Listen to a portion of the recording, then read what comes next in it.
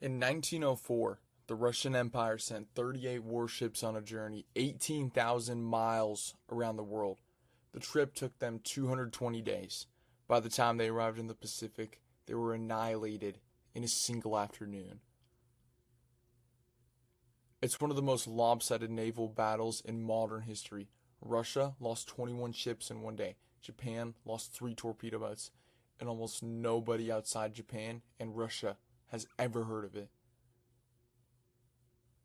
Here's how it happened, and why a forgotten battle off a tiny Korean island helped trigger a revolution, ended a Russian dynasty, and announced Japan as a great power for the first time. So let's set the scene. It's 1904. Russia and Japan are both expanding aggressively into Asia. They both want the same thing, a warm water port that does not freeze in the winter. But there's exactly one good option.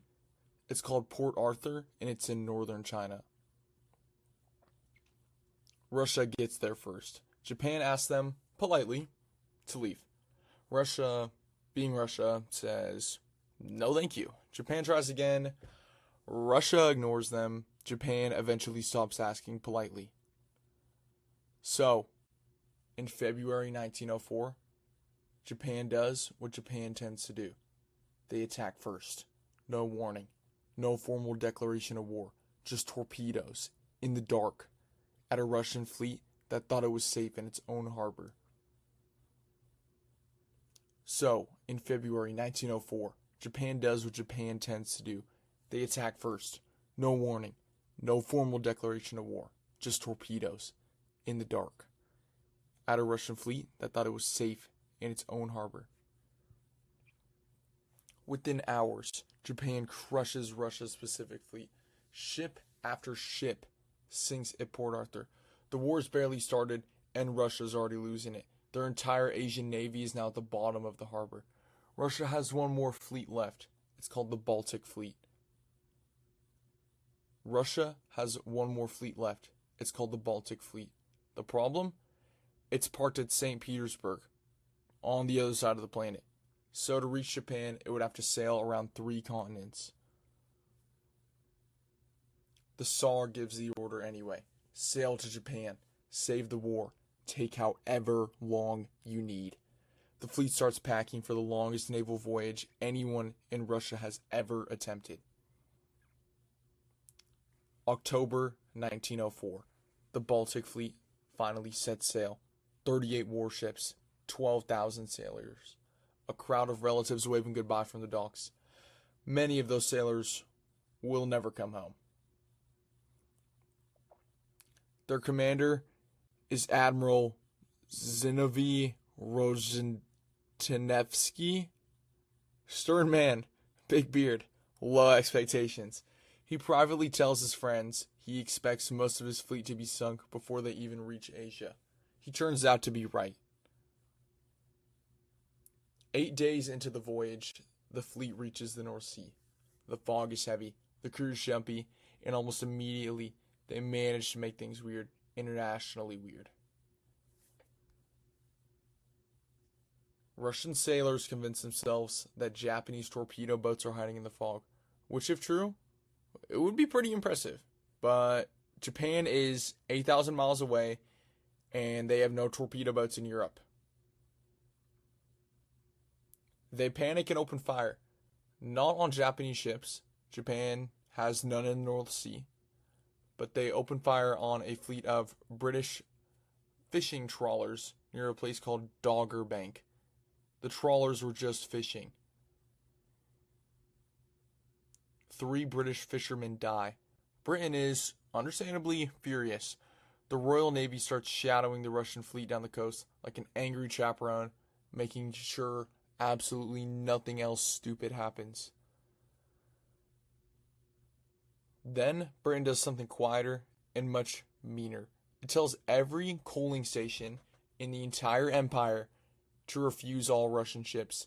And in 1904, the British Empire happens to own almost every coaling station in the world. This is a real problem. Coal-powered warships need an absurd amount of coal, and they need it constantly. Without coaling stations, the fleet has no obvious way to get to Asia. So the Russians start buying coal from Germany instead. The Germans deliver it mid-ocean, ship to ship, in secret. It's a quiet diplomatic arrangement that almost works. Almost. Soon, coal is piling up everywhere, on every deck, in every corridor, in the mess halls. Sailors are literally sleeping on coal piles because every actual bed has been filled with more coal. They round the southern tip of Africa. The temperature climbs. The food spoils. Sailors get sicker, hotter, and angrier. Morale, which was never great, completely collapses somewhere off the coast of Madagascar. By the time they reach the Indian Ocean, the ship's hulls are crusted with barnacles, seaweed, and small crabs. The ships are basically becoming small underwater ecosystems. Some sailors fish off the side, off their own hulls. By the time they reach the Indian Ocean, the ship's hulls are crusted with barnacles, seaweed, and small crabs. The ships are basically becoming small underwater ecosystems. Some sailors even fish off the side of their own hulls. Barnacles slow the ships down. Slower ships use more coal, and remember, they can barely get coal. The voyage is now eating itself. The math gets a little worse every single day. Meanwhile, half a world away in Japan, the Japanese fleet is waiting and resting and training every single day. Their ships are clean, fueled, and crewed by people who slept the previous night in actual beds.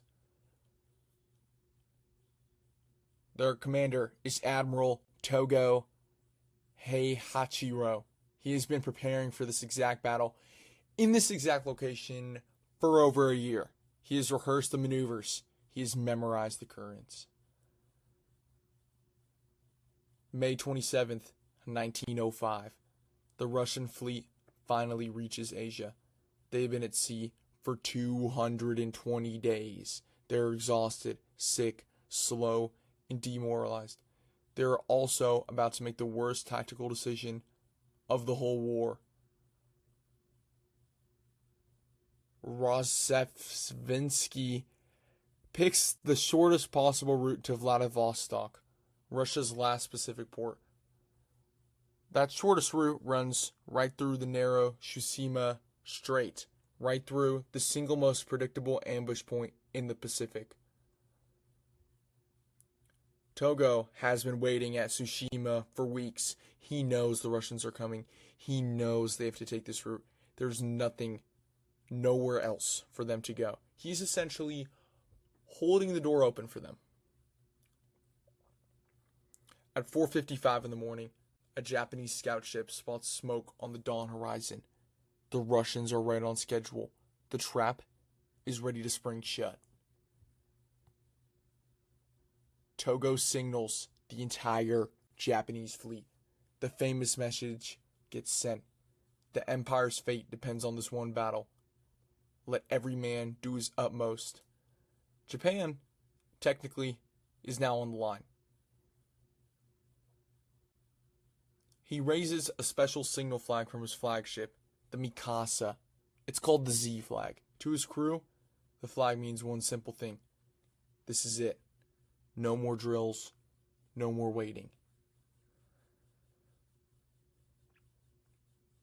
Then, Togo does something that on paper looks completely insane.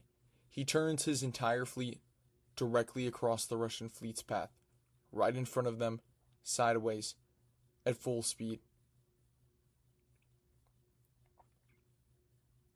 This move is called crossing the T. It is the most dangerous and the most powerful maneuver in naval warfare. Done right, it wins battles. Done wrong, you lose everything.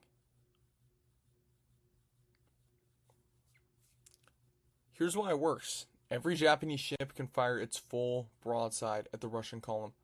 Only the very front Russian ships can shoot back. The shell math gets ugly fast.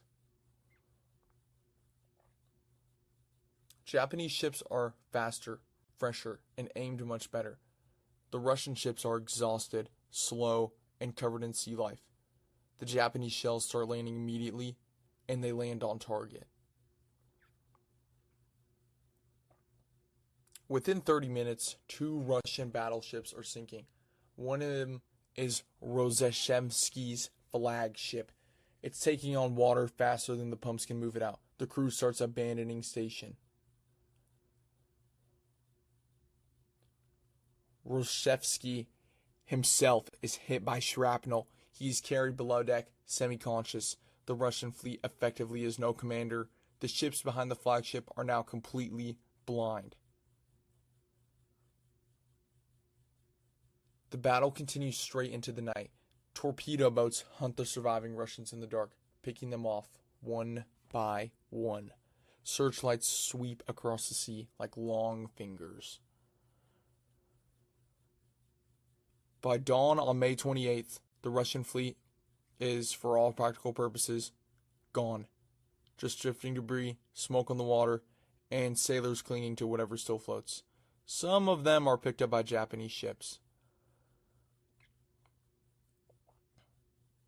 Final score: Russia loses 21 ships and 5,000 men.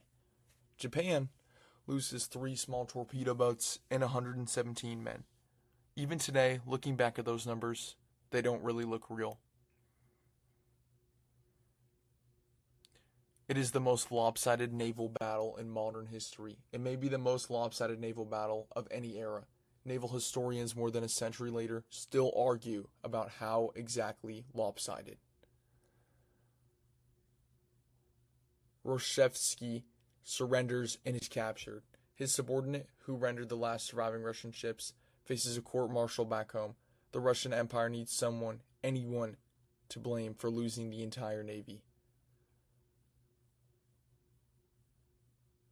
Back home in Russia, the news lands like a hammer. The empire suddenly looks very, very weak. The reform movement, which had been simmering for months, now catches full fire. Workers strike, sailors mutiny.